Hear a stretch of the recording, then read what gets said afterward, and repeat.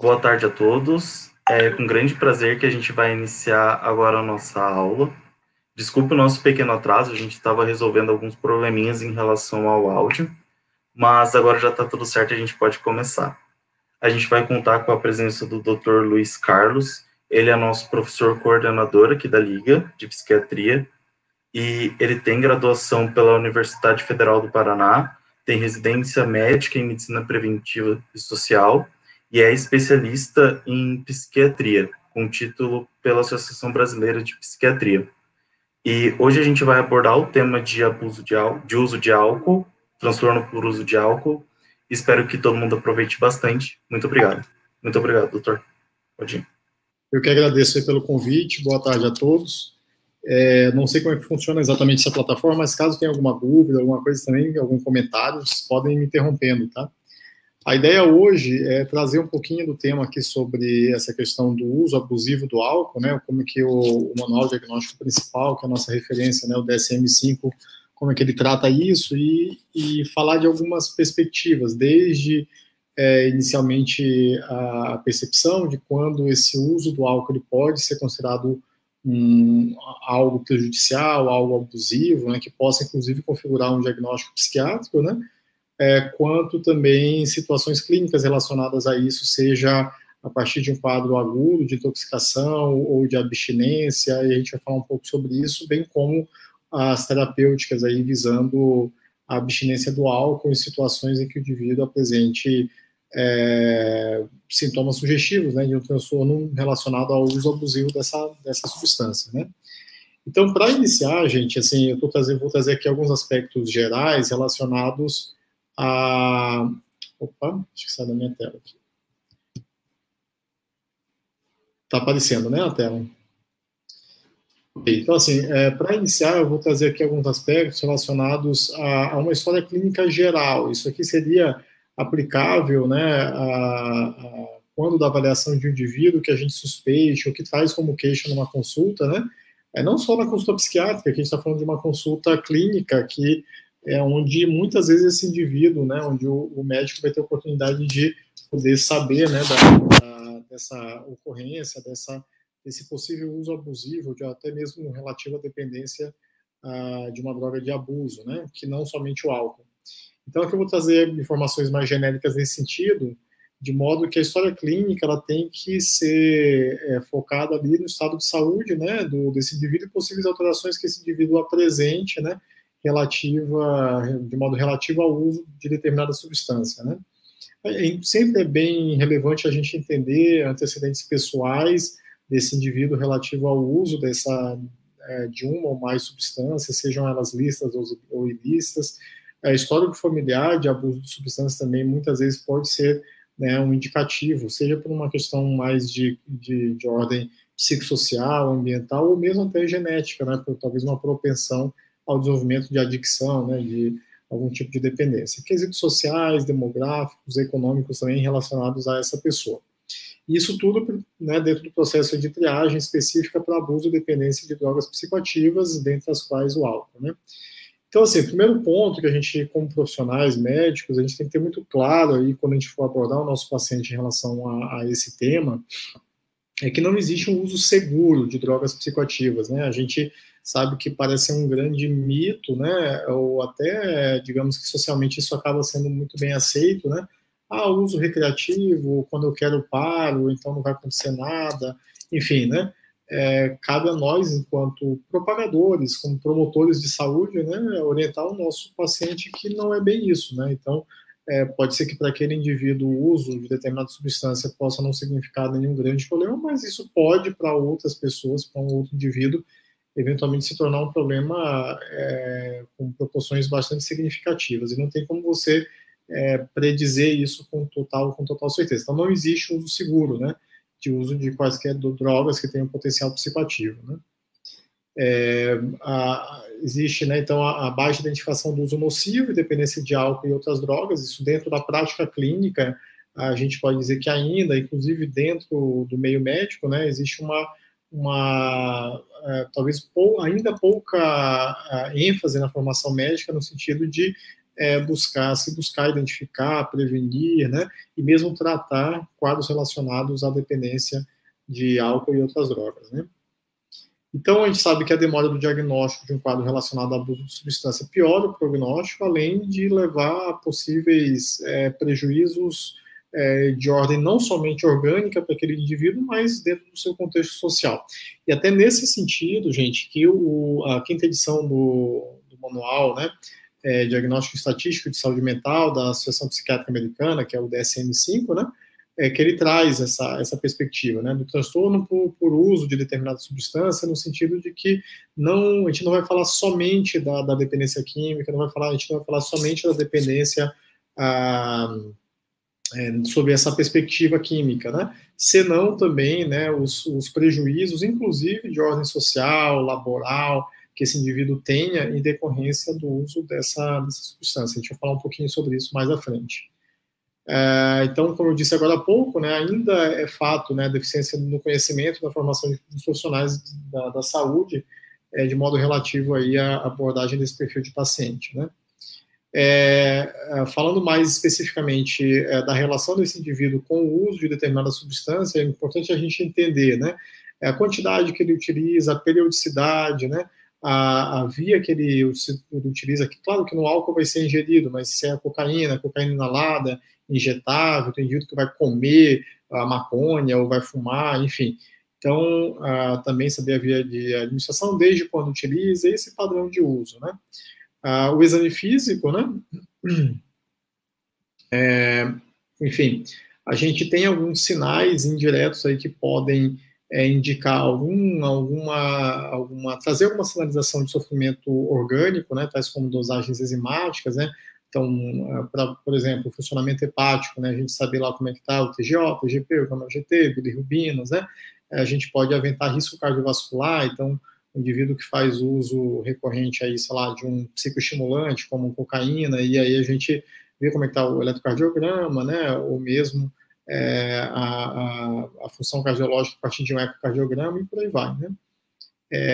Então, os exames complementares, eles vêm, né, muitas vezes aí para trazer algum indicativo de eventuais complicações que esse indivíduo possa ter em decorrência do uso abusivo de determinada substância. Então, não existem exatamente análises bioquímicas que sejam patognomônicas ou mesmo específicas para determinado, né, para dizer que o indivíduo ele é dependente ou que ele tem um transtorno por uso de uma substância, senão, né, os exames complementares vão nos ajudar a verificar prejuízos orgânicos, né, frente ao uso dessa substância. Frente a essa leitura desse indivíduo, né, essa anamnese, essa avaliação, esse exame físico e exames complementares dessa pessoa, e a gente vai bolar um plano, né, terapêutico singular ou individualizado, né.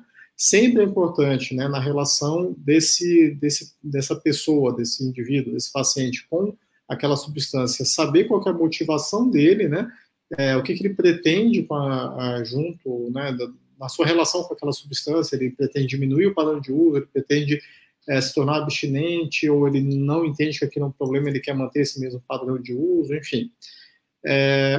E na relação médico-paciente, né, é muito importante o vínculo, né, de modo que isso pode, muitas vezes vai determinar, né, a efetividade e adesão ao tratamento, né.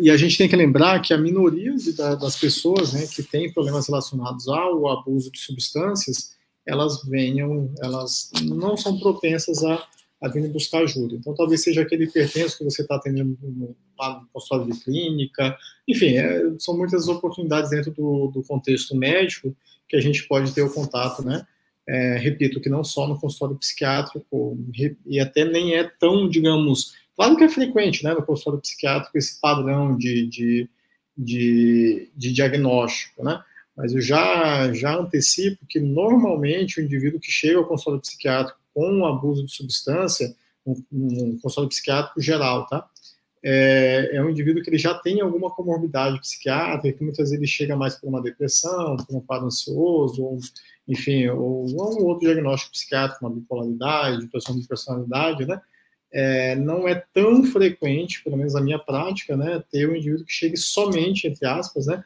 por uma questão de abuso de substância. Eu acredito que seja um desses, um dos fatores determinantes, talvez o principal, seja isso, né, esses são indivíduos que não estão muito propensos a buscar ajuda, talvez porque não enxerguem que o modo como fazem uso de determinadas substâncias seja exatamente abusivo, né?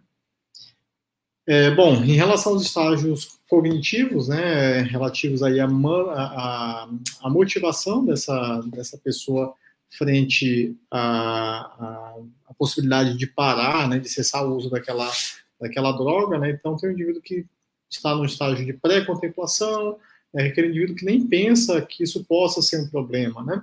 O indivíduo em fase de contemplação, quando ele mantém aquele mesmo padrão de uso, mas ele não decidiu, né? Ele não se motivou, né, para parar de usar, ou enfim. Na fase, então, a maioria das pessoas, né, que fazem uso de substâncias que preencheriam critérios para transformar por abuso de determinada substância, como álcool, estão nessas duas fases iniciais, de pré-contemplação e contemplação. A gente vai ter um indivíduo depois, né, de passada, né, a avançada fase de contemplação, uma fase de determinação, né, e aí, ou seja, o indivíduo que ele já se motivou e ele decidiu que ele quer, por exemplo, parar de usar o tabaco, ele não quer mais fumar, por exemplo, né, e ele vai ter uma ação que ele marcar uma data, e a partir daquele dia ele não vai fumar mais. Então, ele decidiu parar de beber, daí ele não bebe mais, enfim, na sequência ele vai ter uma manutenção dessa abstinência, né, e eventualmente é fato aí que boa parte desses indivíduos, infelizmente, vão evoluir com recaída, né? Então, a gente também tem que estar pronto para isso, né? Quando dá assistência a esse perfil de demanda de paciente, né?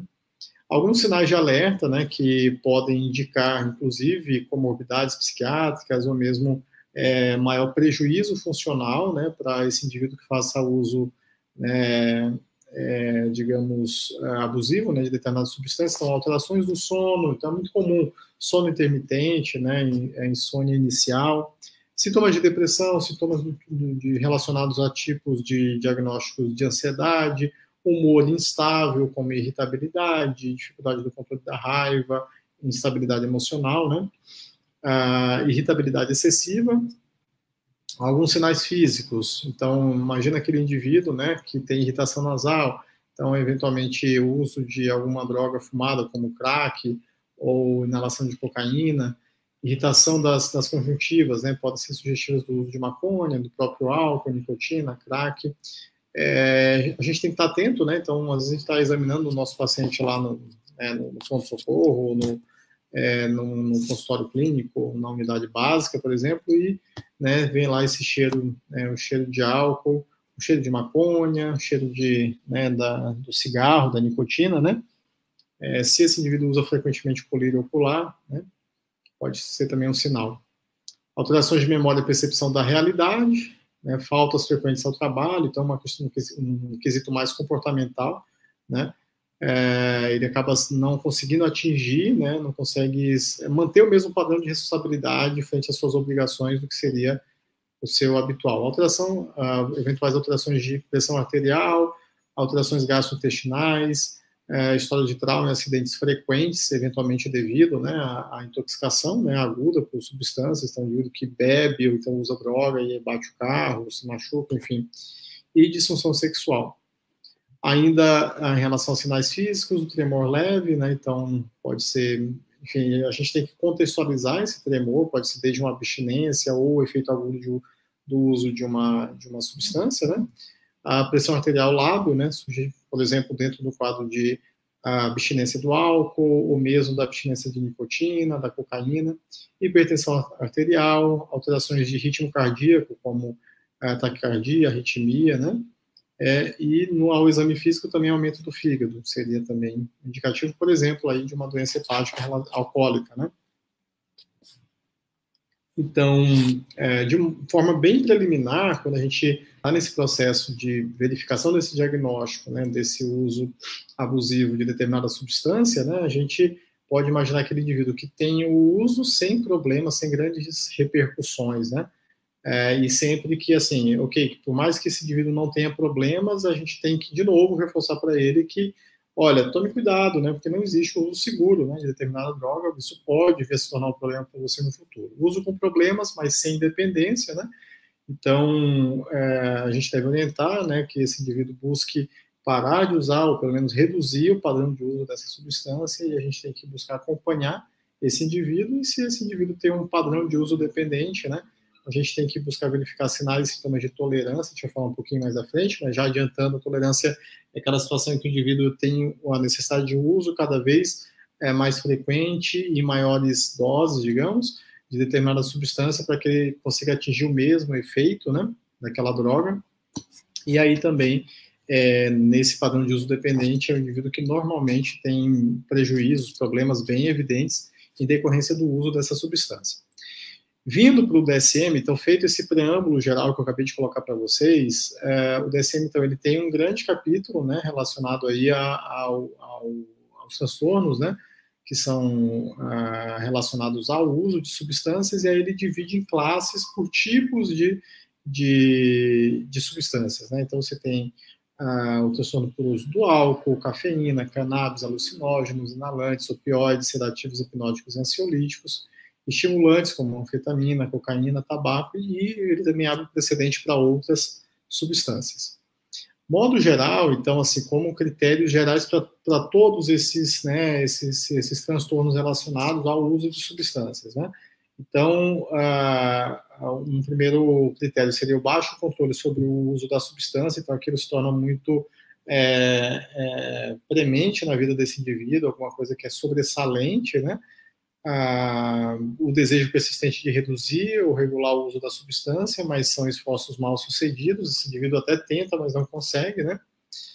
Grande utilização de tempo para obter, usar ou se recuperar do uso, né, então isso acaba tornando a vida do indivíduo, as atividades, tudo que ele faz, em alguma medida vão ter relação ali com o uso dessa substância, seja porque ele está intoxicado, porque ele está buscando aquela substância, ou porque ele está passando mal, tem algum efeito em decorrência do uso daquela substância. A gente também vai falar em fissura, né, que seria aquela situação em que o indivíduo tem uma necessidade muito grande, né, de uso de daquela droga, né, em que o foco do pensamento dele, né, da vontade, do interesse, é somente o uso daquela droga. Então, claro que tem drogas que têm o potencial de ocasionar isso, mas, inclusive, o álcool é uma delas, se usado, né, cronicamente, nos indivíduos que têm uma dependência química relacionada ao álcool, isso é algo frequente, né? Ele tem uma necessidade, né, do uso da substância quando em abstinência, né? Ainda nos critérios gerais, são fracasso em cumprir as principais obrigações, então é o prejuízo de ordem social, laboral, familiar, enfim. Manutenção do uso, mesmo com problemas sociais, então assim, mesmo acontecendo esses problemas, tendo esses prejuízos, esse indivíduo, ele mantém esse padrão de uso, por vezes até agrava, né, essa forma, a frequência e a intensidade do uso dessa substância. O abandono ou redução de atividades sociais, profissionais e recreativas. Então, de novo, o foco dele acaba não sendo mais as atividades às quais ele se dedicaria habitualmente, né? Senão, acabam sendo muito voltadas ou envolvendo ali a questão do uso da droga, né? daquela substância. O uso recorrente da substância em situações que envolvem risco à integridade física, então, de novo, né? Acaba trazendo aí um prejuízo no sentido de que esse padrão de uso coloca esse indivíduo em situação de risco e torna-o mais propenso, inclusive, a acidentes, enfim, agressões, situações dessa natureza, né? Mesmo a integridade, né, como está colocado, a integridade física dessa pessoa. Manutenção do uso mesmo ciente de que ele tenha um problema físico, então, no caso da bebida, né, é um indivíduo que ele sabe que ele tem uma esteatose hepática, então ele já evoluiu com uma cirrose, ele precisa parar de beber, né, precisa, né, enfim, entre aspas, né, no sentido de que ele entende que se ele continuar bebendo, provavelmente ele hepático dele vai piorar e muitas vezes ele não consegue, né? Ou então ele é mal sucedido na manutenção da abstinência, ele reincide, né? Ele recai e bebe novamente, né? E por vezes morre ali por conta de uma complicação, né? De uma insuficiência hepática, por exemplo. Então, ele mantém o uso mesmo em decorrência desse problema físico ou mesmo psicológico, né? Que é decorrente do uso, que sabidamente é influenciado decorrente do uso de substância, né? A tolerância foi o que eu comentei agora há pouco, né? Então, dose acentuadamente maior da substância é necessária para obter o efeito desejado, então, é o que eu tinha comentado, ou o efeito acentuadamente reduzido após o consumo da dose habitual, o que, na prática, acaba levando esse indivíduo ao consumo de doses maiores, né? Para que ele consiga atingir o mesmo efeito que ele habitualmente alcança quando ele usa aquela substância, né? Outro critério, né, geral, que costuma acompanhar quadros de abuso de substâncias é a abstinência, né, que são sintomas quando as concentrações da droga diminuem no organismo e o indivíduo ele tende a consumir para aliviar sintomas, né? Ou seja, ele compensa, né, esses sintomas físicos que ele apresenta em decorrência da abstinência do uso da droga para aliviar, né, esses sintomas que ele passa a manifestar. A tolerância e a abstinência, então, elas não são necessárias para o diagnóstico, mas é muito frequente, né, que quando existentes, apontem para o prognóstico. E na prática também, gente, vai depender muito do tipo de droga, tá? Tem drogas que têm maior tendência a ocasionarem tolerância, abstinência, né, mas isso também vai depender de indivíduo para indivíduo, também, como eu falei, vai depender do tipo de droga, se tem uma propensão maior ou não ao desenvolvimento dessas, né, dessas características, né, tanto da tolerância como da abstinência. Mas também é o que está sendo colocado, necessariamente, né, o indivíduo tem que ter abstinência, ele tem que evoluir com tolerância para que eu diga que ele tenha um diagnóstico relacionado ao uso de uma substância, né. Então, é aquilo que eu tinha comentado anteriormente, né? Tem vários quesitos que o DSM traz à tona que não necessariamente somente essa questão da dependência química de uma substância, né? Então, tudo que a gente falou, né? Esse prejuízo de ordem psicossocial, né?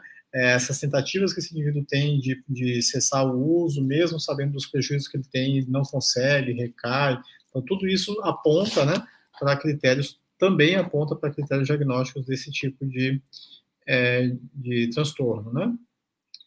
Bom, entrando então mais especificamente no que eu vou chamar aqui de dependência do álcool, ou se a gente quiser chamar de, né, conforme o DSM, de transtorno por uso do álcool, né? A gente tem aí, só para trazer como referência, né, a questão assim de unidades, né? Porque quando você vai lá buscar algumas referências bibliográficas, como a própria OMS, enfim, ela vai falar de unidades, né, de álcool. E aí a gente sabe, né, que as bebidas elas têm diferentes concentrações. Então a gente inicia falando que assim, uma unidade de álcool equivale a 10 gramas, né, 10 gramas do álcool. Então assim, isso equivaleria em relação a vinho, um cálice de 90 ml.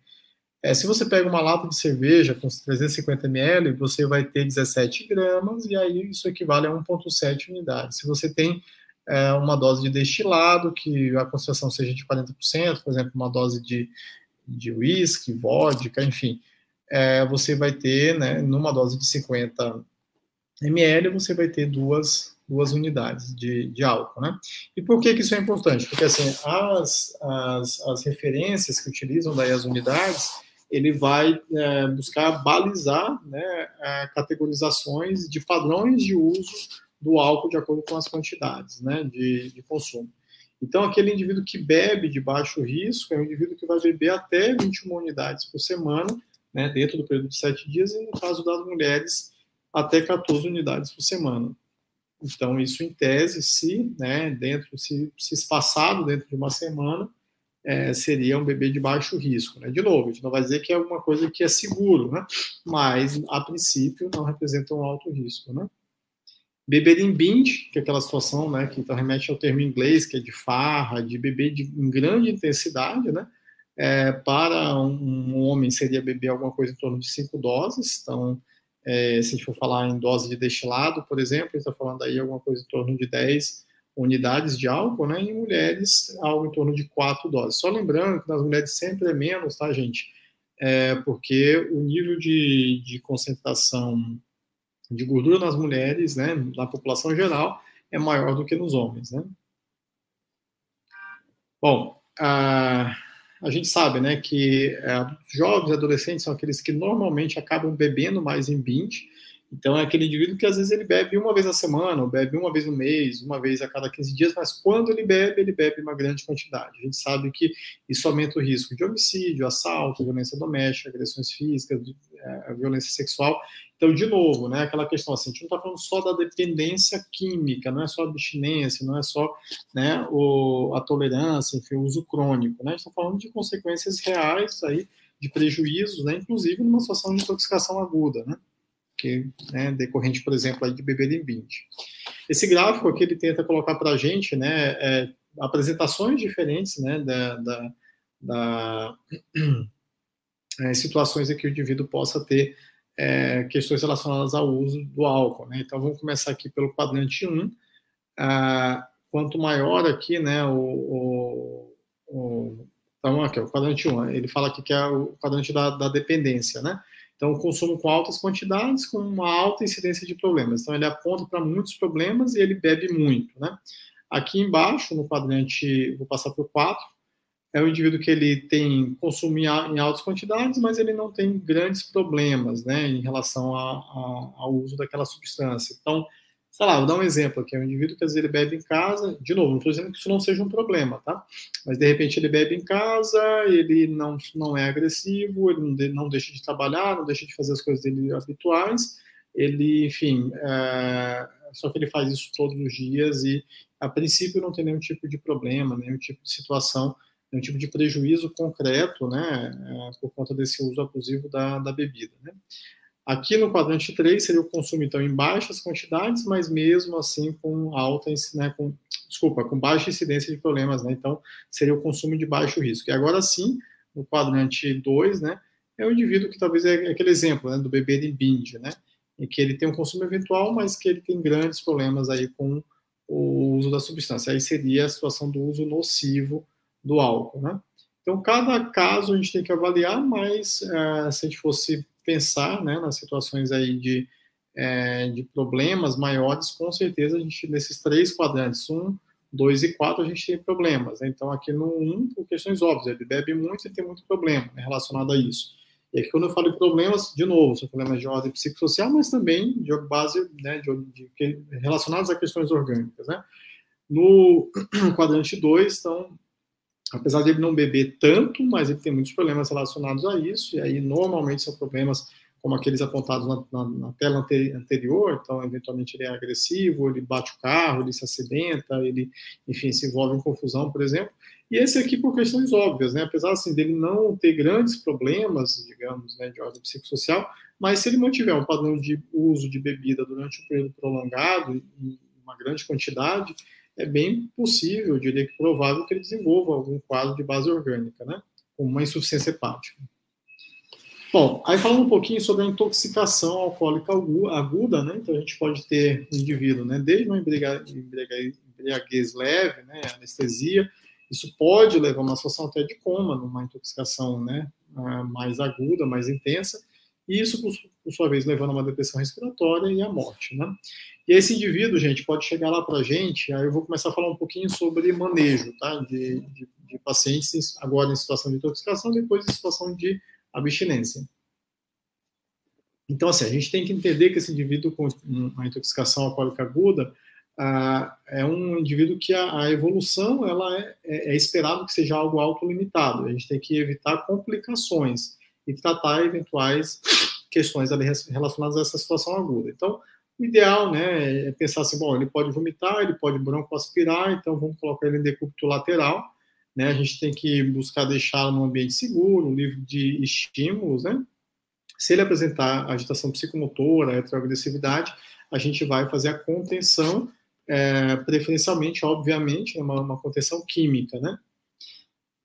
A gente deve buscar, então, detecção, né, de sinais e sintomas de complicações agudas. Então, como é que está a pressão arterial dele? Será que ele teve? Será que ele bebeu? Será que ele não caiu? Ele não teve um TCE, né, uma contusão, ele não bateu a cabeça e aí ele tem um quadro aí agudo, né? Uma concussão, uma desorganização também em decorrência desse TCE. Se ele não tem algum sangramento, né, se ele não tem uma hipoglicemia. Então, aquele suporte inicial, né, de verificação de sinais vitais, né, e do exame neurológico, ele é importante para que a gente tenha clareza se não existe algum sinal ou sintoma ali de complicação clínica aguda, né? No mais, também, se é que esse indivíduo, veja, de novo, ele está no pronto-socorro, ele está intoxicado de modo agudo. Uma coisa é um indivíduo que chega lá numa festa, que bebeu em grande quantidade, mas, enfim, ele faz isso, ou nunca fez isso, ou faz isso esporadicamente. Outra coisa é o indivíduo que está em intoxicação alcoólica aguda, mas, eventualmente, ele é um etilista crônico, pesado, né? E aí, sinais como hepatomegalia, né, desnutrição, né, mesmo perda de massa muscular, né, que é o padrão, né, face espletórica, né, então, muitas vezes o indivíduo também mais avermelhado, com a face mais arredondada, pode, né, apontar aí para um indivíduo com intoxicação aguda, porém com padrão mais cronificado, né, e pesado, né, de uso do álcool. Solicitar, então, um hemograma, função hepática, função renal, sódio, potássio, magnésio, enfim, eletrólitos, né? Raio-x de tórax, né, se a gente avalia a necessidade, óbvio que a gente vai fazer antes uma ausculta, né, mas uma ausculta cardíaca, uma ausculta pulmonar, mas se necessário um raio-x de tórax, ultrassom abdominal e mesmo se suspeito, por exemplo, de um TCE, se esse indivíduo não evoluiu com uma hemorragia subaracnoide, alguma coisa do tipo, né, subdural, então talvez aí uma tomografia de crânio, né, então de acordo com cada caso. Ainda, né, a gente é frequente, né, que a gente precise aí fazer para esse paciente a tiamina, né, então isso como forma de prevenir, né, a síndrome de Verne, que seria um quadro agudo por um déficit vitamínico, né, que estaria relacionado, por sua vez, aí ao uso abusivo do álcool, né. Isso, então, a tiamina, 300 mg intramuscular, antes da aplicação de glicose hipertônica, né? E aí a gente pode fazer, então, a glicose hipertônica, pode ser glicose a 25%, a glicose 50%, junto com o soro fisiológico. Então, assim, a gente vai fazer essa combinação do soro, né? Então, por exemplo, 500 ml de soro fisiológico, mais uma ampola de glicose a 50%, EV, né? Endovenoso, né? Mas somente se esse paciente tiver sinais de desidratação e hipoglicemia, senão eu vou conduzir esse indivíduo só, né? Então, não necessariamente tem que ser para todo mundo o soro com glicose, né? Evitar drogas com reações cruzadas com álcool, então nunca devo dar para esse indivíduo, por exemplo, um benzodiazepínico ou mesmo algum medicamento histamínico, né? Um Fenergan, por exemplo, né? Uma prometazina, né? Porque tem o risco dele sedar mais, né? E aquilo que nós falamos, pode até evoluir para um coma e parada respiratória, né? Se houver muita agitação, aquilo que eu falei para vocês, está muito agressivo, muito inquieto, enfim, muito agitado fisicamente, né? A gente vai fazer contenção química e uma opção daí seria com haloperidol, uma ampola, né, intramuscular a cada 30 minutos, se necessário, até a sedação, né? Padrão, né? Então, em relação ao uso nocivo do álcool, né? Aqui já falando um pouquinho ali eu falei do quadro agudo, né, que falando do padrão do uso nocivo do álcool, né?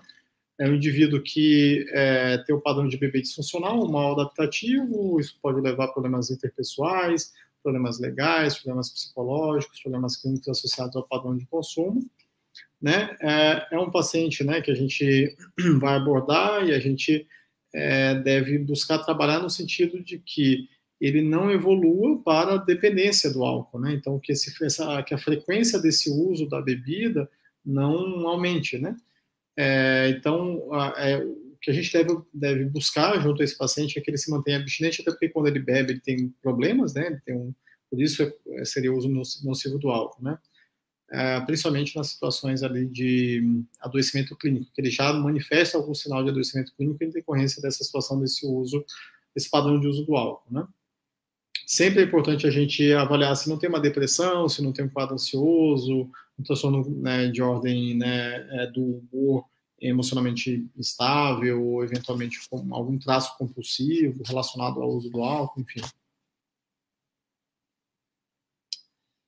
Ok, gente, então assim, aqui eu vou falar agora sobre alguns sinais e sintomas relacionados aí à abstinência do álcool, né? Então isso acaba sendo dentro da prática médica relacionado à assistência desse perfil de paciente, de indivíduo, né? Que a gente vai precisar entender bem, né, o padrão de manifestação e o que a gente faz frente àquele padrão manifesto, né? Então, primeiro falando sobre essa síndrome, né, esse quadro sindrômico da abstinência do álcool, né? Seriam sinais e sintomas iniciados, né, nas primeiras 6 horas após, né, a abstinência, obviamente, do álcool. Isso aqui, inclusive, gente, pode acontecer não somente na abstinência completa, tá? Então, pode ser que se esse indivíduo, por exemplo, ele é um etilista pesado, né, e, de repente, ele diminui abruptamente o padrão do uso, mesmo que ele não tenha parado, ele pode também evoluir com uma síndrome de abstinência, né? o que está colocado aqui, seja pela diminuição ou pela interrupção, tá? Então, isso é uma coisa importante, que às vezes, não, mas ele está bebendo. Tá, mas ele bebia o que antes? Por exemplo, assim, sei lá, vou lembrar de caso aqui, eu lembro que lá no CAPS eu vou com os alunos, né? E aí, uma vez a gente atendeu um paciente lá que ele tinha entrado num quadro grave, inclusive até com sintomatologia psicótica, na abstinência do álcool, né? E ele bebia, não vou lembrar, mas ele bebia metilista crônico, né? Então, álcool em grande quantidade, imagina, tomava lá uma garrafa de destilado por dia. Aí ele tinha passado a tomar, sei lá, 2 cervejas por dia, né? Então, a partir disso, ele evoluiu com um quadro de abstinência bem intenso, né? Então, assim, o tempo e intensidade, né, desse período, isso vai estar diretamente proporcional à gravidade, ou seja, quanto menos tempo fizer que ele está abstinente, né, maior é a tendência da intensidade, né, da gravidade dos sintomas apresentados a partir dessas 6 horas, obviamente, né, gente? A gente sabe que é esperado, né, que esse quadro ele seja autolimitado, com uma duração de 24 a 48 horas nesse pico, né, após o início dos sintomas, após essas 6 horas do início da abstinência, né? E o quadro total pode durar ali de 5 a 7 dias. Por isso que quando, por exemplo, a gente fala, né, tem vários tratamentos que buscam a abstinência completa do álcool, né? Então essa fase dessa desintoxicação também tem a ver com isso, né? Porque a gente sabe que esses sintomas eles devem passar.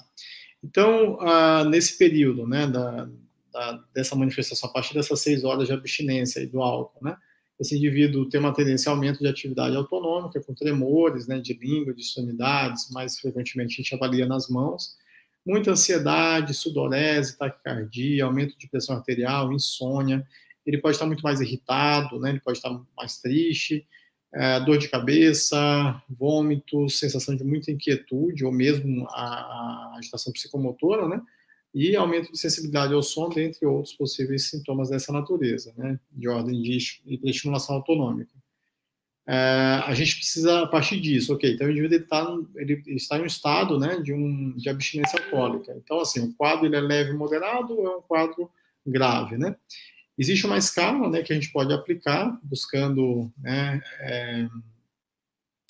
buscando identificar o grau de gravidade aí desse padrão de síndrome de abstinência, né? Então, essa Clinical Withdrawal Assessment Revised é uma escala, né, que busca verificar clinicamente efeitos aí da retirada do álcool, né? Então, ele coloca lá, ele começa, né, você se sente... Se ele sente mal-estar no estômago, se ele tem vomitado, tremor, ele fala em sudorese, coceira, sensação de insetos andando pelo corpo. Então, assim, algumas pessoas evoluem com alucinações táteis, né, que é o que ele está perguntando aqui, né, em quadro de delírio 1, tremens, por exemplo. Ouvido sons, né, à sua volta, então, alucinações auditivas também. Se as luzes têm parecido muito brilhantes, de cores diferentes, incomodam os olhos. Se o indivíduo se sente nervoso, se sente dor na cabeça, agitação, e também orientação temporoespacial, né? Auto e alopsíquica, né? Então, que dia que é hoje, onde você está, quem sou eu? E aí você tem as pontuações para essa escala, de modo que você vai classificar, né? De 0 a 9, esse indivíduo tem uma síndrome de abstinência do álcool leve, de 10 a 18 grave, moderado e acima de 18 grave. Então, assim, em relação ao manejo, nos quadros leves a moderados, né? Então, existe a possibilidade de a gente fazer esse tratamento ambulatorialmente, não precisa estar internado, né? Não necessariamente precisa estar internado. É importante que haja orientação, né, tanto ao paciente quanto à família desse indivíduo, enfim, as pessoas com que esse indivíduo vive, né? Tanto em relação ao quadro, ao tratamento, o que é esperado de prognóstico, da evolução do quadro, propiciar ambiente calmo, confortável, pouca estimulação audiovisual. É indicado, né, também é indicada a reposição vitamínica, então também para prevenir lá a síndrome, né, de Wernicke-Korsakoff, já na perspectiva mais crônica aí pela carência de vitamina B, né? Só lembrando assim, só para exemplificar, tá, gente, assim, um sinal indireto desse perfil de paciente ambulatorial aí que tem o uso, né, normalmente é o uso cronificado do álcool, né? E que quando para de beber, ele vai entrar nesse estágio aí de abstinência leve a moderada, né? Então, muitas vezes você pede um hemograma, tem, né, uma anemia megaloblástica, né, que é bem indicativo mesmo de um déficit vitamínico, né, da vitamina B12, que leva a esse padrão, né, de massas aumentadas, enfim. E então a gente tem que fazer reposição. Então, esqueminha possível seria ali durante 7, então 1 a 2 semanas você fazer intramuscular, né, a tiamina 300 mg, uma ampola dia, e depois você mantém via oral, né, 300 mg ao dia durante esse tratamento. Também a gente deve prescrever benzodiazepínico, né? Então, sempre optando, né, por benzodiazepínico de meia-vida mais longa. No nosso meio é bem frequente a gente prescrever o diazepam. E aí, sempre a gente vai prescrever doses de acordo com a gravidade dos sintomas apresentados. Então, ansiedade, insônia, inquietude, irritabilidade, agitação psicomotora, né? Então, um esquema, vou dar um exemplo de um esqueminha. Imagina que o indivíduo está numa fase aguda, né?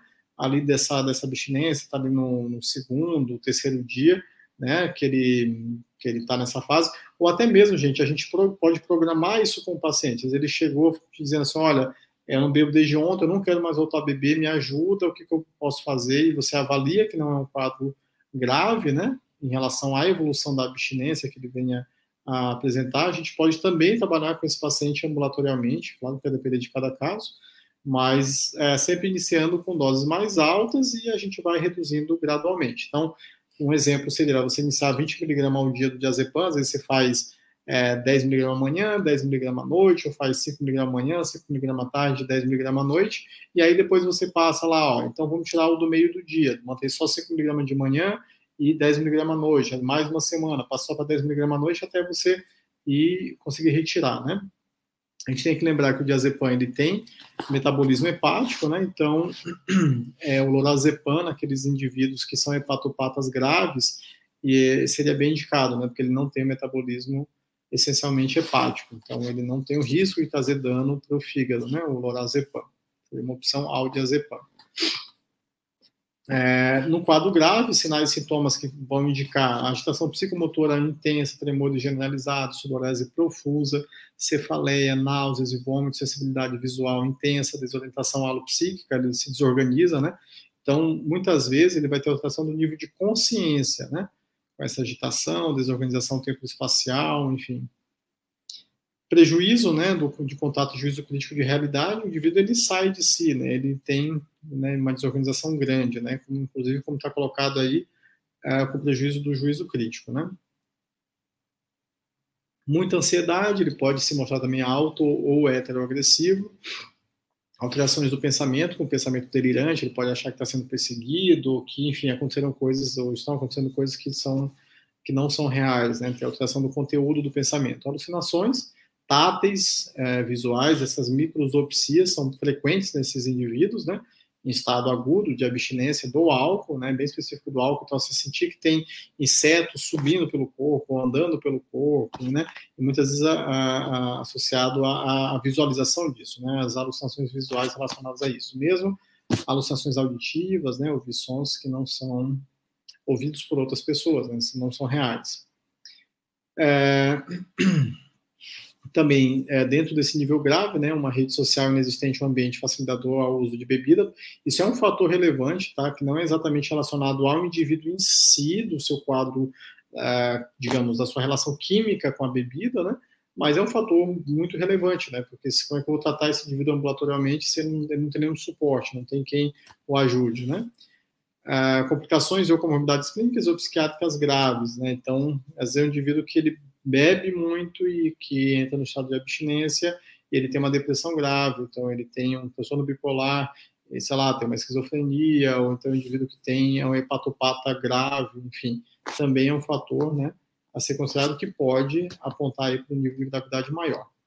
Então, esse indivíduo com esse padrão de maior gravidade, né, em relação à síndrome de abstinência, deve ser preferencialmente tratado internado, né, com monitoramento frequente, né, buscar restringir, pelo menos no início, né, a locomoção desse indivíduo, propiciar um ambiente calmo, uma alimentação leve, né, se houver confusão mental, né, a gente tem que orientar o jejum desse indivíduo, porque existe aí o risco de broncoaspiração, né. A gente pode manter ele, por exemplo, aqui com soro fisiológico, né, 1000 ml, mais glicose 5%, né, uma ampola de glicose 5%, cloreto de sódio 20% também, e cloreto de potássio, né, a cada 8 horas, mais reposição vitamínica. Tudo aqui na fase aguda, tá, gente? Não vai deixar semanas o indivíduo assim, né? Mas seria só para vocês entenderem assim, um pouco do que seria, né, o quadro real e de uma situação dessa natureza. Benzodiazepínico, a gente pode trabalhar, lembrando que ele está internado, né, de modo sintomático, acaba sendo muito mais fácil, né, você manejar isso aqui e fazer alterações de dose dia a dia, por exemplo, né, chegando no máximo até 60 mg, que seria uma dose altíssima já, né, do diazepam, podendo fazer 10 a 20 mg por hora até, né, total máximo diário de 60 mg. De novo, né, lembrando que o lorazepam seria uma opção ao diazepam nas situações aí de hepatopatia grave, né?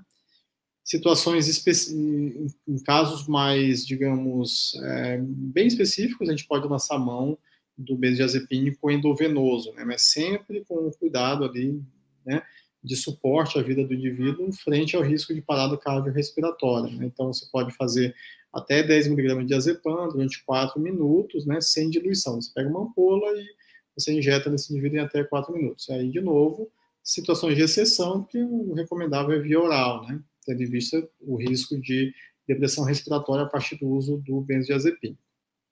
E aí, com uma forma ainda mais grave, caricata aí da abstinência do álcool, seria o delirium tremens, né, que é uma das formas mais graves e complicadas, né, da abstinência do álcool, em que o indivíduo tem uma alteração de base do nível de consciência. Então, tudo aquilo que eu comentei, de agitação psicomotora, desorganização do pensamento, delírios, alucinações visuais, táteis, aquelas microsopsias, ocorrem, e é um quadro clínico, é uma emergência clínica, né, e pelo fato de ser potencialmente fatal. A mortalidade das pessoas que evoluem com delirium tremens é da ordem de 5 a 25%, né? E esse quadro pode ocorrer de 1 a 4 dias após a instalação da síndrome de abstinência alcoólica, né? Só lembrando, não sei se está claro para vocês, mas assim, os benzodiazepínicos, eles têm o potencial de evitar a evolução desse tipo de quadro. Então, por exemplo, o indivíduo está um dia sem beber, e ele é um etilista pesado, e ele está abstinente, você pode iniciar, né, o benzodiazepínico, inclusive, né, não é só para acalmá-lo, mas também para evitar que ele evolua para um quadro tão grave como, por exemplo, o delirium tremens, né, ou uma síndrome de abstinência grave. É um quadro que muitas vezes evolui, como eu falei para vocês, para uma psicose orgânica, né, com delírios, alucinações, é um surto psicótico, né, que deve ser reversível ali em 2 a 10 dias, é um quadro autolimitado, né, o indivíduo ele não vai se manter assim depois, não é esperado que ele se mantenha. Como eu falei, existe uma alteração do nível de consciência, desorientação alopsíquica em relação ao tempo, em relação ao espaço, muitas vezes até autopsíquica em relação ao próprio indivíduo, né? Estreitamento do campo vivencial, ele não consegue enxergar o amanhã, o ontem, ele está bem no aqui, no agora, e ainda de modo muito desorientado, né? Com muita desatenção. Comportamento desorganizado, agitação psicomotora, agressividade verbal e física, humor disfóbico, ou seja, muito instável, né? Pode estar muito irritado, triste ao mesmo tempo, alucinações visuais e táteis, como eu falei das microsopsias, e também os delírios, né? Que são alterações do conteúdo do pensamento que costumam ser desorganizados, porque afinal de contas ele está muito agitado, ele tem uma alteração também da forma do pensamento, né? O recomendável, então, para esse indivíduo, chegou lá no pronto-socorro com toda essa manifestação interna, né, a gente tem que tratar com benzodiazepínico, né, e aí, de novo, né, o diazepam ou o lorazepam, se for um hepatopata grave, né, e aí a gente vai reduzindo esse benzodiazepínico à medida que ele apresente melhora clínica, né. Então, é um manejo diário mesmo de dose, né. A gente pode, se for necessário, né, a gente pode lançar a mão do diazepam endovenoso, né? Se ele estiver muito agitado, o haloperidol, né? Também, como a gente falou, fazer uma ampola com 5 mg, uma por hora, ou a cada 30 minutos, de acordo com a evolução, de acordo com o que você quer alcançar, que é a sedação daquele indivíduo, sedação química, né? A contenção química. Hidratação, né? Se for necessário, com soro fisiológico, a mesma coisa em relação à reposição de glicose, né? Se ele tiver hipoglicemia, reposição vitamínica, de novo com com tiamina, né? Monitorar sinais vitais e solicitar exames laboratoriais. Ok? Então, assim, falando um pouquinho, né, da condição clínica relacionada a esse estado, né, da síndrome de dependência do álcool, então, de uma maneira mais ampla, terminando aí essa questão da abstinência. Então, a gente está falando de uma condição clínica que engloba sinais e sintomas que são comportamentais, fisiológicos e cognitivos. Então, hoje em dia, né, o transtorno relacionado ao uso de substância, ele busca abranger esses requisitos todos, né? Enfim, é aquilo que a gente já falou, né, que acaba que o uso do álcool acaba sendo muito intenso ao ponto de tornar demais atividades de vida desse indivíduo algo secundário, o que não deveria, o que não seria habitualmente, né? Sempre a gente tem que buscar lançar mão de intervenções psicossociais, ajuda psicológica, esse indivíduo, né, buscar adequar hábitos, atividade física, enfim, outras práticas que não somente medicamentos, né?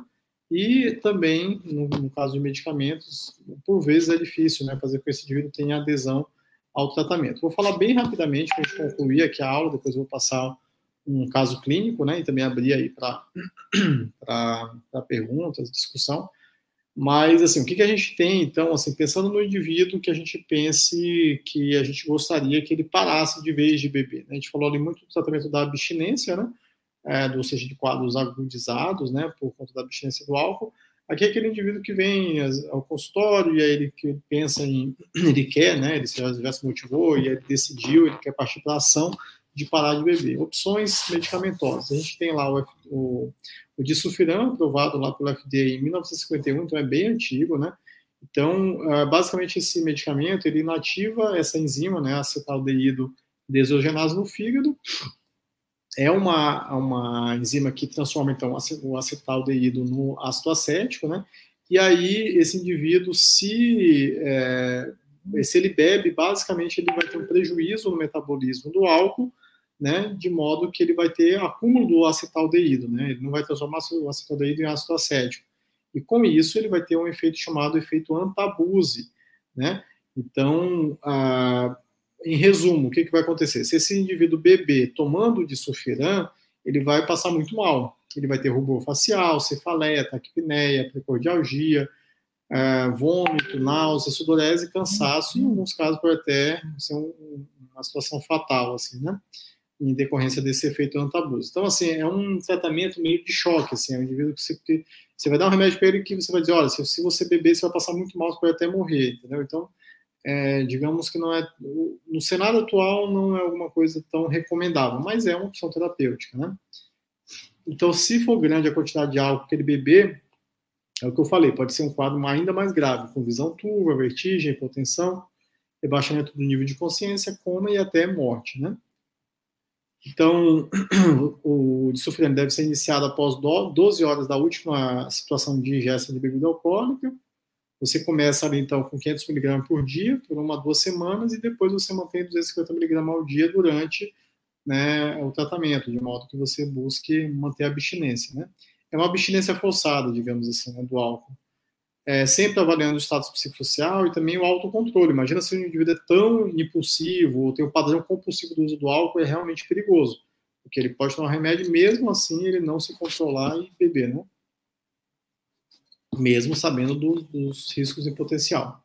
Antes do início, né, a gente tem que saber como é que está o eletrocardiograma desse indivíduo, a função tiroidiana, a função hepática, a glicemia de jejum, né? E a gente tem que lembrar o paciente que, assim, mesmo que ele, não quero mais tomar esse remédio, e aí eu vou voltar a beber, né? Ele tem que entender que o medicamento, ele tem, né, ele vai demorar até uma semana para ser eliminado do organismo dele após parar o uso do disulfiram. Então, ele não pode beber, em tese, né, pelo menos até uma semana após ele parar o uso do remédio. É recomendado que esse indivíduo, ele assine um termo, né, de um contrato, um termo de consentimento, né, entendendo aí dos prejuízos, né, que ele possa ter caso ele beba durante o mesmo período em que ele está usando o medicamento.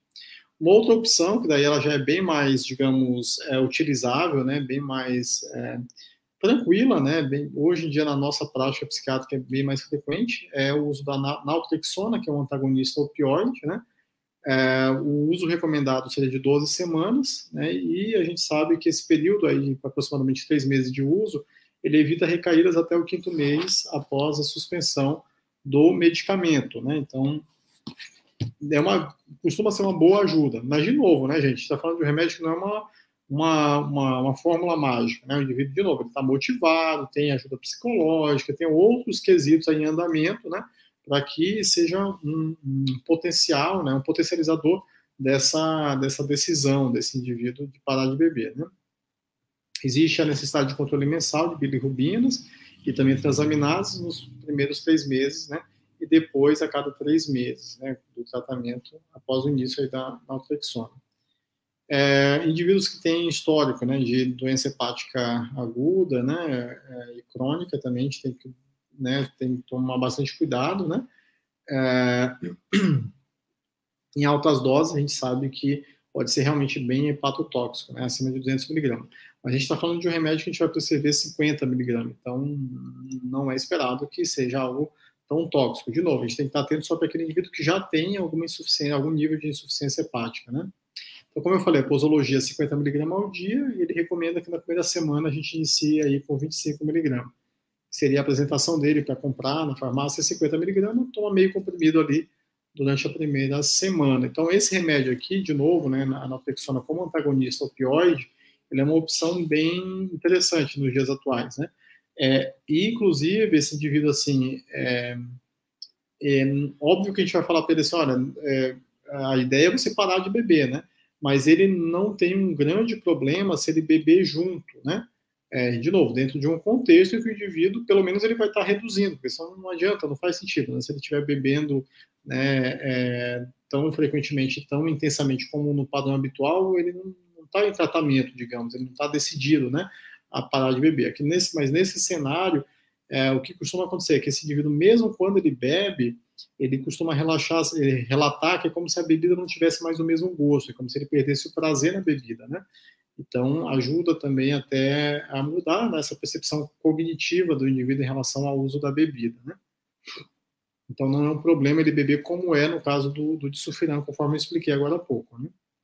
Outra opção, mais frequente aí em países europeus, é o acamprosato, que, né, tem uma ação aí de antagonismo na neurotransmissão do receptor N-metil D-aspartato, que está aí na via excitatória, né, no sítio da glicina. E a gente sabe que esse medicamento ele ajuda a reduzir sintomas de abstinência, né? É uma droga também que não interage com álcool, com benzodiazepínico, então não parece causar dependência, né? E obviamente tem menos risco, né? Mesmo que esse indivíduo venha beber ao mesmo tempo que ele faça uso desse medicamento, né? Em termos de efetividade, a gente sabe, assim, de acordo com as referências bibliográficas, né? Acaba sendo menos efetivo do que o disulfiram, né? Principalmente indivíduos com longa história de dependência de álcool. Então é aquela coisa, eu acredito que não seja exatamente porque é um mau remédio, eu acredito que seja mais porque, assim, é um remédio que o indivíduo pode tomar e beber junto, talvez o indivíduo ele esteja procurando uma fórmula mágica que vai fazer ele parar de beber, mas ele não se motivou, ele não decidiu parar de beber. Dose, então, só para constar, então, 1.332 mg por dia para quem tem menos de 60 quilos, acima disso, 1.998 mg ao dia. Contraindicações aí, indivíduos com insuficiência renal ou hepática, né? Uma outra opção também no nosso meio acaba sendo, digamos, frequente, né? Principalmente naqueles casos em que o indivíduo tem um padrão de uso compulsivo, né? Beber de modo muito... aquela pessoa que bebe, não para de beber, não tem limite, né? É o topiramato, né? Então, já tem vários estudos, apesar dele falar aqui, né, que tem limitado número de ensaios clínicos controlados que demonstram eficácia, mas tem vários estudos que demonstram a efetividade do topiramato enquanto medicamento que ajuda muito nesses quadros, né? Inclusive do etilismo, como eu falei, muito relacionado à compulsão, né, pelo uso da bebida. Doses mais altas, de 200 a 400 mg ao dia, e sempre iniciando com uma dose baixa, de 25 mg, e aumentando gradualmente a cada 3, 8 semanas. Na prática, eu acabo até aumentando mais rápido do que isso, assim, a depender do quanto que o indivíduo tolera, né?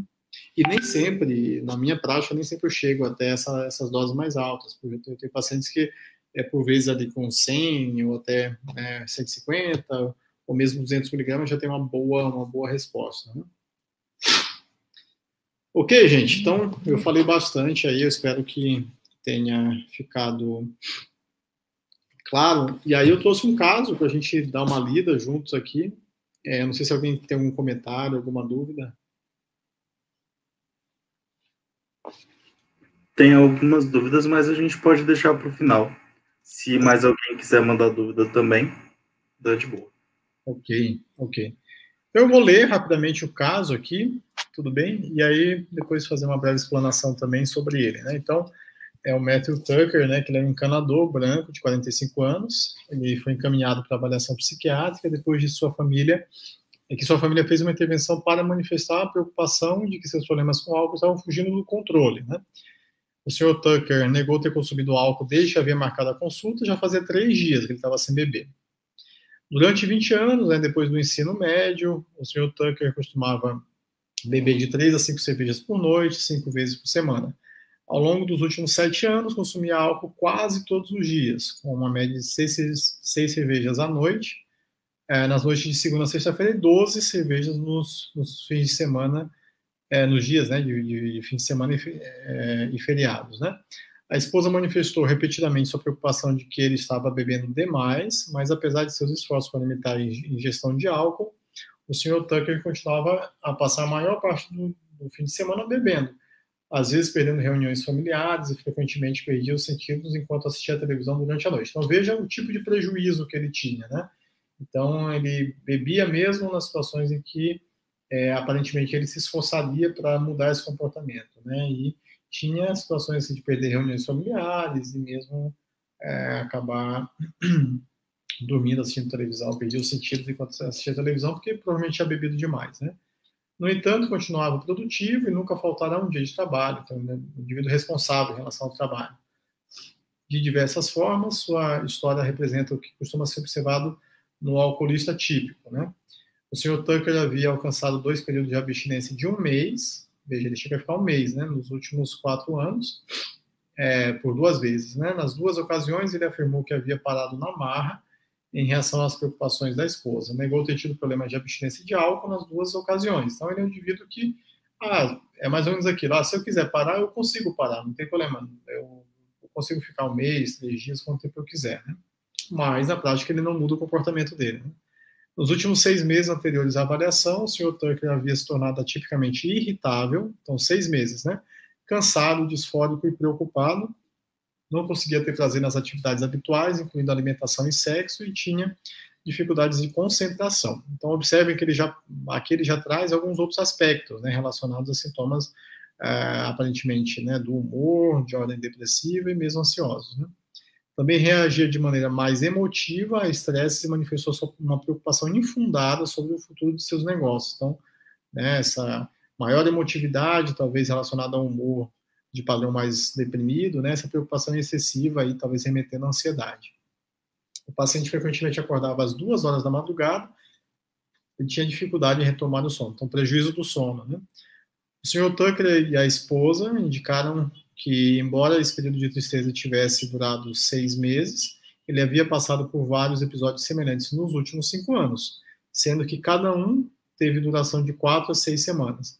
Negaram episódios dessa natureza na juventude, né? Ele estava casado há 18 anos, ele e a esposa tinham uma filha de 17 anos, ele se formou no ensino médio, cursou 2 anos de faculdade comunitária e atualmente era dono de uma companhia bem-sucedida de serviços hidráulicos. Negou história de outros problemas psiquiátricos ou médicos, bem como história de mania ou tentativas de suicídio. Nunca havia consultado um psiquiatra antes. No exame, né, de rotina anual, o clínico geral do paciente percebeu uma pressão arterial ligeiramente elevada, de 135 por 92, gama GT de 47, o VCM de 92, então não parece ser exatamente um VCM aumentado, né? Todos os outros resultados de exames não parece tão aumentado, né?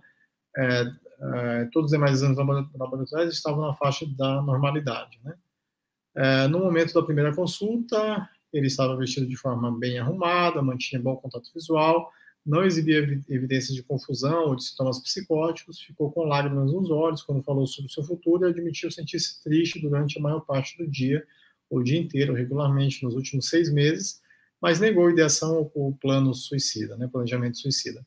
Sua cognição estava preservada e demonstrou compreensão dos efeitos que o álcool tinha sobre ele. O exame físico realizado pelo psiquiatra revelou uma frequência cardíaca normal, sem tremores nem sudorese, e uma pressão arterial apenas ligeiramente elevada. Então, gente, eu acho assim, aqui esse caso, ele pode passar bem desapercebido, né? Então, aquilo que nós falamos no início. É um indivíduo que ele não tem grande problema, né? A mulher que quer que ele pare, se ele quisesse ele parava, etc, né? Mas se a gente for trabalhar com os quesitos, né, dos descritores diagnósticos, né, conforme o DSM, sim, ele vai se enquadrar enquanto indivíduo aí que apresenta um transtorno por uso de álcool, né? Então, esse seria, né, um diagnóstico, e o outro seria um transtorno depressivo induzido por álcool. Eu vou explicar um pouquinho a respeito, né? Então, o que sustenta esse diagnóstico, no caso do Sr. Tucker, né, em relação ao quadro de transtorno por uso de álcool, seriam os esforços frustrados de reduzir o consumo. Então, ele cita isso naquele momento, né, que apesar de ele tentar, ele acaba não conseguindo, digamos, né? Isso passa quase que desapercebido, né? Porque ele trabalha, faz as coisas dele, mas ele tem esforços e ele se frustra nesse processo de reduzir o consumo do álcool. Ele gasta muito tempo, né? Ele tem um excesso de tempo que ele passa sofrendo a intoxicação ou se recuperando dos efeitos do álcool. Ele tem perda de atividades sociais importantes e ele tem que ter uso continuado do álcool, apesar dos problemas que ele enfrenta, né, relacionados ao álcool. Não são exatamente problemas orgânicos, senão problemas familiares, enfim. Né, ele até fala, teve uma vez que ele parou de beber na marra por conta da questão da mulher, mas depois, da esposa, né, mas depois ele voltou a beber. Bom, então, assim, o que demonstra, né, que é um indivíduo que não tem um quadro aí de dependência química relevante, a princípio, né? Ele não manifesta abstinência, né? Ele mesmo sem beber já faz 3 dias, e ele fala que ele chegou a permanecer alguns meses, né, sem beber, e mesmo assim ele conseguiu, né, sem maiores dificuldades, a princípio sem evoluir com sintomas, né, de uma síndrome de abstinência, pelo menos não de maior gravidade, né? Além disso, né, o que sustentaria o diagnóstico do transtorno depressivo induzido por álcool, né, é que esse indivíduo, quando ele para de beber, ele melhora desse quadro. Então, ele fala, né, não manifestou sintomas significativos de abstinência. Opa, que acho que aqui está errado, tá, gente? Desconsiderar isso aqui. Na verdade, aqui é só para dizer por que seria, a princípio, né, o transtorno depressivo induzido por álcool. Primeiro, assim, fala do episódio depressivo. Então, ele tem humor deprimido, anedonia, insônia, dificuldade de concentração, fadiga. Então, isso preencheria critérios para um episódio depressivo. Entretanto, são quadros que evoluem com remissão espontânea quando ele se mantém abstinente, que é isso que eu estava me referindo no início do slide anterior. Que quando ele fica ali de 4 a 6 semanas sem beber, né, que ele se mantém a abstinência do álcool, ele melhora espontaneamente desses quadros, que esse é o padrão desse diagnóstico do transtorno depressivo induzido por álcool, né? E, normalmente, né, esse tipo de quadro ele não requer o uso, né, de antidepressivo. A consideração que eu faria, claro assim, né, gente, a gente tem que avaliar a gravidade, a intensidade dos sintomas, né, eventualmente mesmo no quadro, né, de transtorno depressivo induzido por álcool, o indivíduo possa evoluir com um quadro grave que possa requerer aí a prescrição de um antidepressivo, de um tratamento medicamentoso.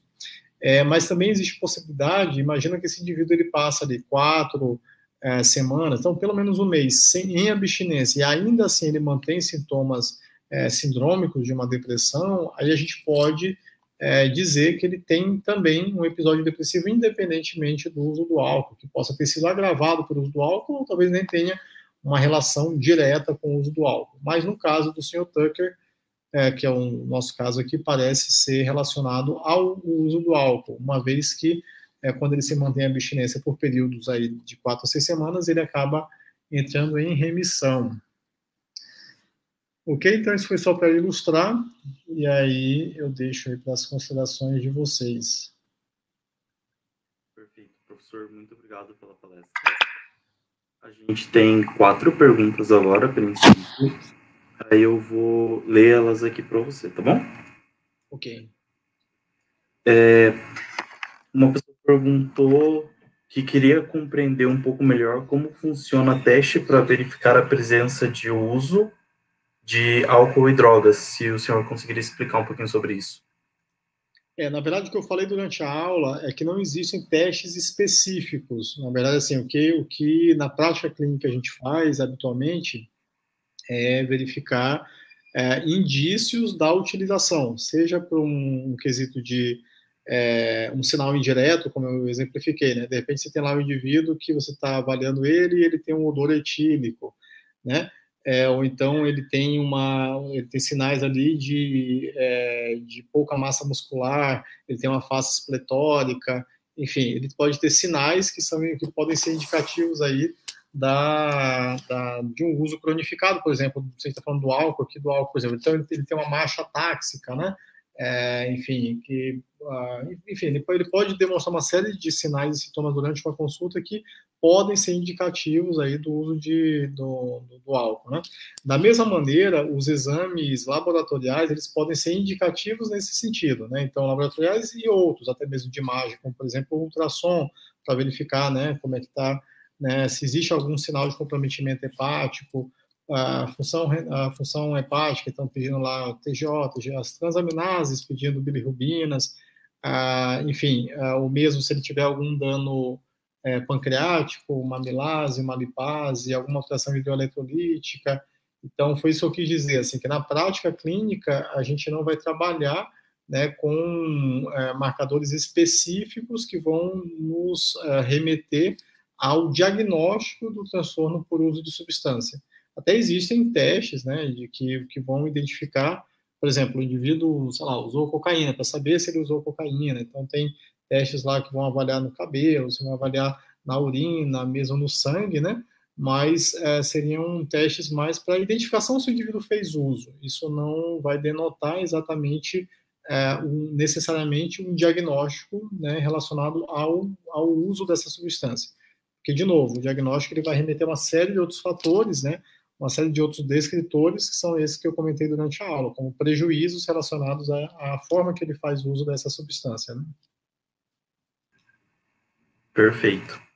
Uma outra dúvida é sobre qual que seria a melhor indicação para um paciente que quer parar de usar substâncias. Se seria parar de uma vez ou se diminuir aos poucos? O que traria maior benefício? O que seria mais fácil de acontecer? O que eu posso dizer, assim, na prática, né, não existe uma resposta única, né, porque a gente tem que lembrar, gente, que a gente está falando de pessoas em situações reais que vão estar atravessadas por diversos quesitos de personalidade desse indivíduo, desde fatores biológicos, genéticos, né, intrínsecos a essa pessoa, que podem remeter, por exemplo, a uma maior propensão ou não ao desenvolvimento de uma adicção, por exemplo, de uma dependência de ordem química, né? Então, eu diria assim, que a gente sempre tem que avaliar caso a caso, né? Contexto, né? Contexto social, familiar, contexto laboral, enfim, os fatores, né, que esse indivíduo apresenta, fora o adoecimento psíquico, como eu falei, assim, é muito comum na prática psiquiátrica esse indivíduo chegar ao consultório e ele não tem somente uma questão relacionada ao uso de substâncias, senão também diagnósticos, algum diagnóstico psiquiátrico associado. Então, eu diria assim, que é avaliar caso a caso, né? E aí a gente vai propor um tratamento, né, personalizado para esse indivíduo, que pode ser, né, que naquele momento a abstinência completa do álcool seja algo crucial. Então, vou dar um exemplo aqui.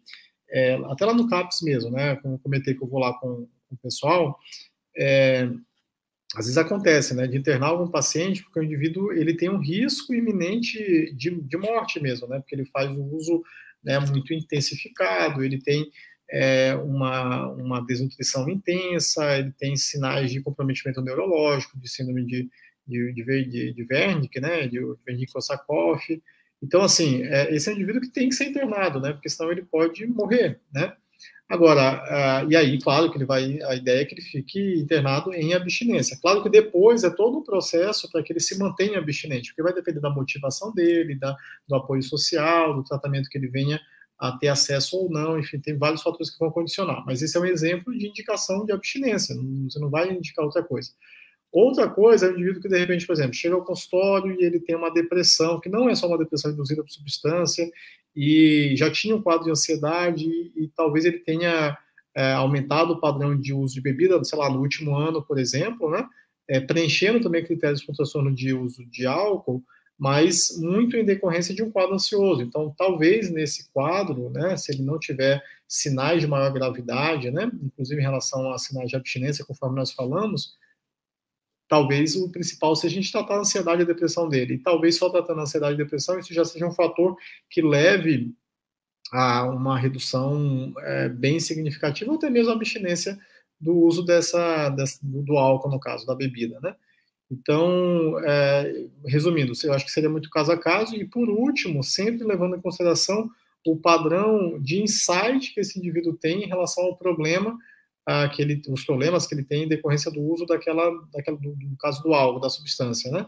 Então, assim, qual que é o grau de motivação? Onde que ele está naquelas fases, né? Ele está numa pré-contemplação, ele contempla, ele se motivou, né? Ou ele já decidiu que ele quer parar de beber. Então, isso também, com certeza, tem que ser levado em consideração. Como é que ele enxerga a relação dele com a bebida e o que ele pretende dessa relação.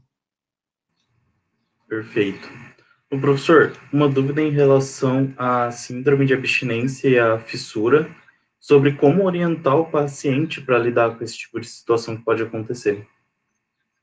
Então, isso vai depender da situação. Ali, quando eu apresentei, foi muito na ótica, assim, do indivíduo, por exemplo, chegando ao pronto-socorro, chegando numa situação aguda em abstinência, né? Aí é aquilo que eu comentei, uma abstinência aguda, uma abstinência, desculpa, leve, moderada, uma abstinência grave, quais sinais e sintomas e o que a gente faz frente a isso, né?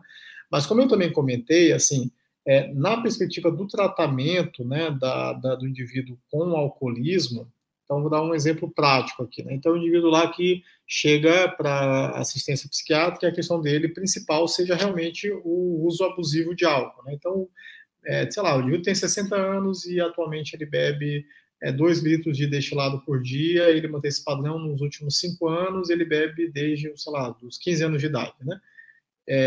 E ele quer parar de beber, tem toda já uma motivação, tem uma família que ajuda, etc. Né? Então, é óbvio que nesse caso, antes de ele parar de beber, ou logo que ele parar de beber, eu já vou instituir um tratamento que vai prevenir, né, sintomas de abstinência. Então, esse é um dos principais, digamos, nesse exemplo que eu acabei de falar, esse é o principal fator, esse é o principal objetivo do tratamento, inicialmente falando, né? Então, para isso, né, os benzodiazepínicos eles têm um potencial muito, muito grande, assim, no sentido de ajudar esse indivíduo a se manter abstinente, porque aí falando do efeito do benzodiazepínico, né, então ele tem o potencial de ação em receptores de neurotransmissores nas mesmas regiões do sistema nervoso central, e isso evita, né, isso faz com que esse indivíduo não entre no quadro disfórico, de agitação psicomotora, de fissura.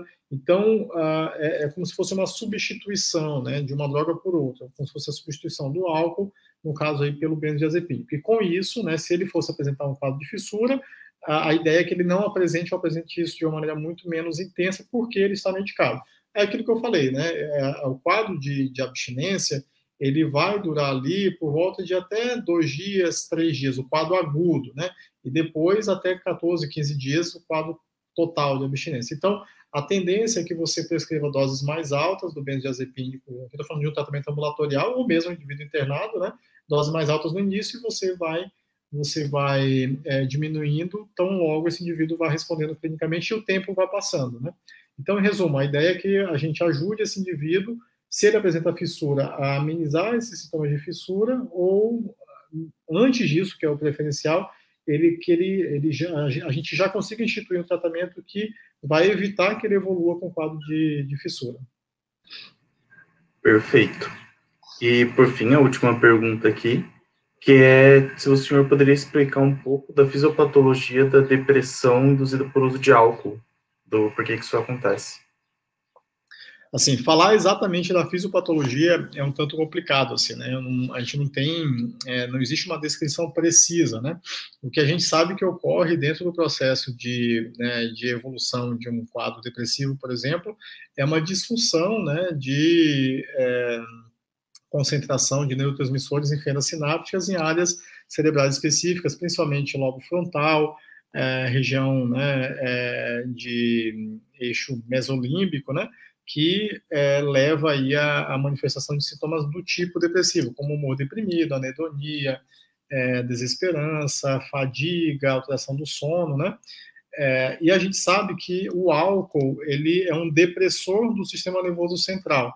E por isso acredita-se que, né, a partir disso, né, seria possível que o indivíduo viesse a evoluir com quadro depressivo em decorrência do uso abusivo do álcool. Agora, ao mesmo tempo, não é uma regra, né, gente? Não é todo mundo que vai beber, mesmo cronicamente, né, e continuamente, que vai necessariamente evoluir com quadro depressivo.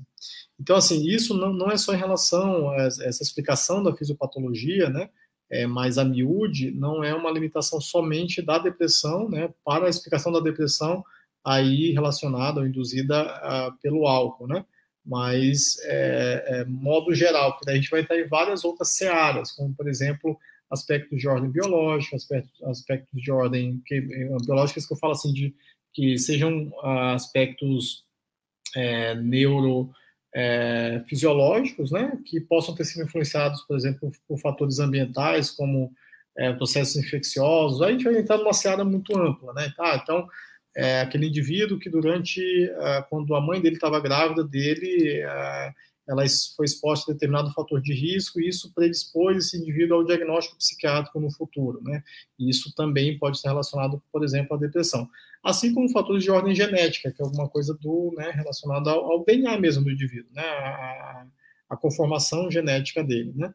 E aí é o que a gente vai falar em endofenótipo, né? Que é a conjunção de tudo, né? De fatores, né, ambientais, fatores aí do próprio álcool, né? Como um condicionante em potencial, mas interagindo com esse organismo, né? Que ele é único, né? Que tem seus fatores também biológicos e genéticos intrínsecos, né? E que podem levar ou não a essa manifestação, né? Desse tipo de sintomatologia como a depressão. Perfeito, professor. Muito obrigado pelos esclarecimentos, foram muito bons. E obrigado pela palestra também, foi muito esclarecedora, muito legal. E é isso. Muito obrigado. De nada. No mais, Pode falar? disposição para uma próxima oportunidade. Perfeito. Para o resto da galera, só falar em relação ao credenciamento, que daí é feito automaticamente pela plataforma, então podem ficar tranquilos. E eu vou deixar a transmissão aberta por mais algum tempo para que todo mundo consiga assistir tranquilamente. É isso. Semana que vem tem a outra palestra. Se inscrevam e vão. Até lá. Tchau, tchau. Tchau, boa noite, gente. Até mais.